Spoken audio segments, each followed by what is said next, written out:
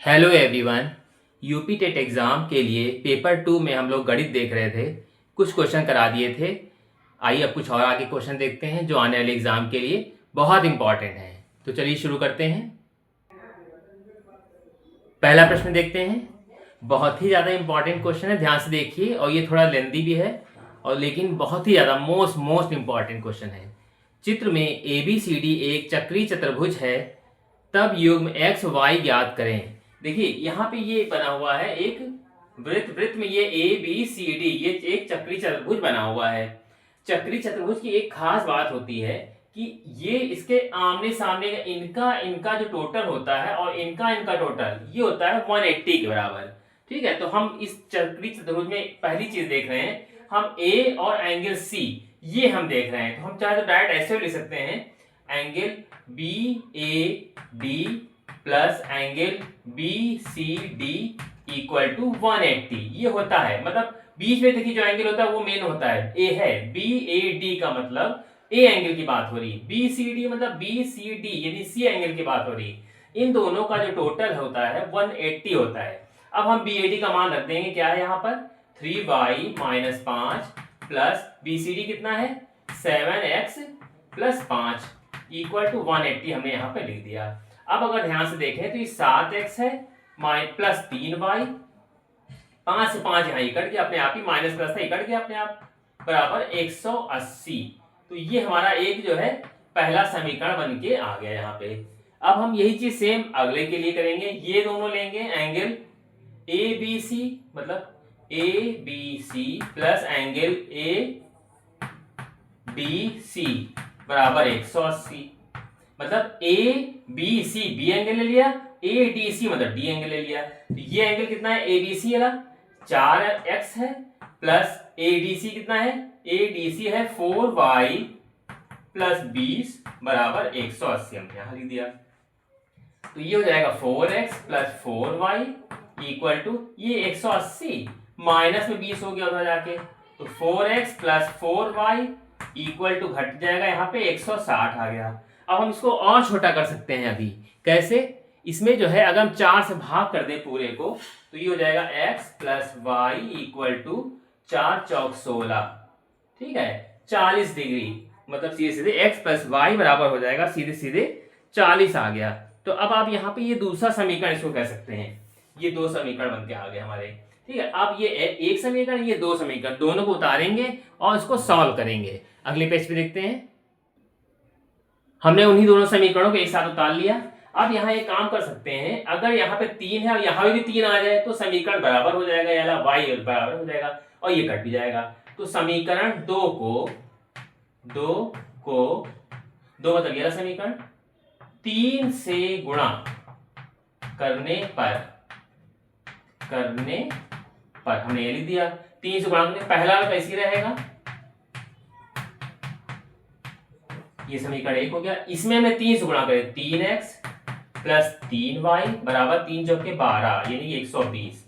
ये समीकरण नंबर 3 हमने डाल दिया इसको। अब हमने यहाँ क्या किया, घटाने पर, यहाँ लिखेंगे घटाने पर लिखने से क्या फायदा, ये क्योंकि सेम निशान है कटेगा ही नहीं, घटाने पे लिखने से ये निशान बदल गए, ये माइनस हो गया, ये माइनस हो गया और ये माइनस हो गया। तो 7 में से 3 चला गया तो 4x, ये दोनों आपस में कट गए और यहाँ पे 120 में 80 में से 120 चले गए, तो बचेंगे यहाँ पे सीधे सीधे 8 में लोगे 6 और यहाँ x बराबर 60 बचा उधर, तो 60/4 नीचे आ गया, 4 से हमने काट लिया तो कितना हो जाएगा 15 चौके 60, x बराबर आ गया 15 डिग्री, ठीक है। अभी इसी x का मान जो है समीकरण किसी में रख दिए, इसमें रख दिए चाहे इसमें रख दिए, समीकरण 2 आसान दिखाई दे रहा।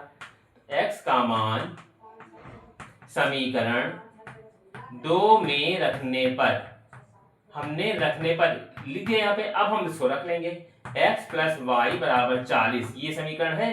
इस x की जगह पे हमने मिटा रहा 15 लिख दिया सीधे, तो y बराबर क्या हो जाएगा 40 माइनस 15, तो y बराबर क्या हो जाएगा 5 इधर बचेगा, इसने इसको दे दिया तो बचेंगे 3 में से 1 गया 2, सीधे क्या बचा हमारा यहाँ पे 25 डिग्री बचा यहाँ पे, 25 5 30 10 40। तो हमारा क्या आ गया सीधे x का मान आ गया 15 और y का मान आ गया, यहाँ लिख देंगे x बराबर 15 अंश और y बराबर आ गया 25 अंश। ये मेरा राइट आंसर होगा। जो आपके ऑप्शन में जो दिया होगा उसमें हम मिला लेंगे। ठीक है। अगला प्रश्न है, एक समचतुर्भुज के विकर्ण 10 सेंटीमीटर व 24 सेंटीमीटर हैं, इसका परिमाप ज्ञात करें। देखिए लिखा समचतुर्भुज, पहली बात तो चतुर्भुज है ये, और ऊपर से समचतुर्भुज मतलब कि सारी भुजाएं जो हैं ये आप अगर नाप के बनाएंगे तो सही बनेगा। हमने यहाँ पे एक बना लिया, ये सारी भुजाएं बराबर है, बराबर मान लीजिए कि बराबर है ये, क्योंकि इसे समचतुर्भुज बोला गया है। फिर इसको यहाँ से मिलाना है और इसको यहाँ से मिलाना है, और ये बोला जा रहा है कि ये विकर्ण जो है 10 सेंटीमीटर है, मतलब ये लाइन जो है पूरी 10 है, और इधर वाली कितनी, ये पूरी 24 है, पूरी इधर वाली ये पूरी लाइन। तो अब आपको यहाँ पे एक चीज ये समझ में आ रही होगी कि अगर हम इसका नाम डाल दें यहाँ पे ABCD और इसका नाम O डाल दें यहाँ पे, तो अब आपको एक चीज ये दिख रहा होगा यहाँ पर कि ये लाइन जो है हमारी है कितनी है, BD, मतलब BD जो दी है, BD बराबर कितनी है, 24 है पूरी, यहां से आती पूरी। तो अब आप ये बताइए कि OB कितना होगा।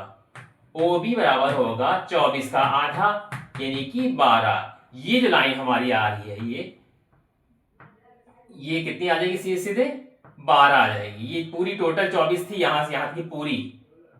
ठीक है, ये जो है 10 है इतनी। तो अब आप जानिए कि OA कितना आएगा। तो OA कितना हो जाएगा, पहले तो लिखेंगे AC, AC कितना है 10 है, तो AO कितना हो जाएगा, OA लिख देते हैं, OA 10/2 यानी कि 5, यानी हमें 5 पता चल गई इतनी। हमने यहाँ 3 भी लगा दी कि ये 5 है, ये 12 है, AB निकालना है। तो अब आपको एक चीज ये दिख रहा होगा, ये जो समकोण त्रिभुज बन गया यहाँ पे।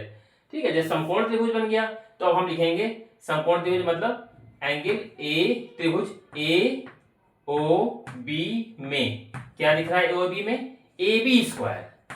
यहाँ पाइथागोरस प्रमेय लगा देंगे, AB² इक्वल टू होगा यहाँ पर AO² प्लस OB², ये हमने लिख दिया।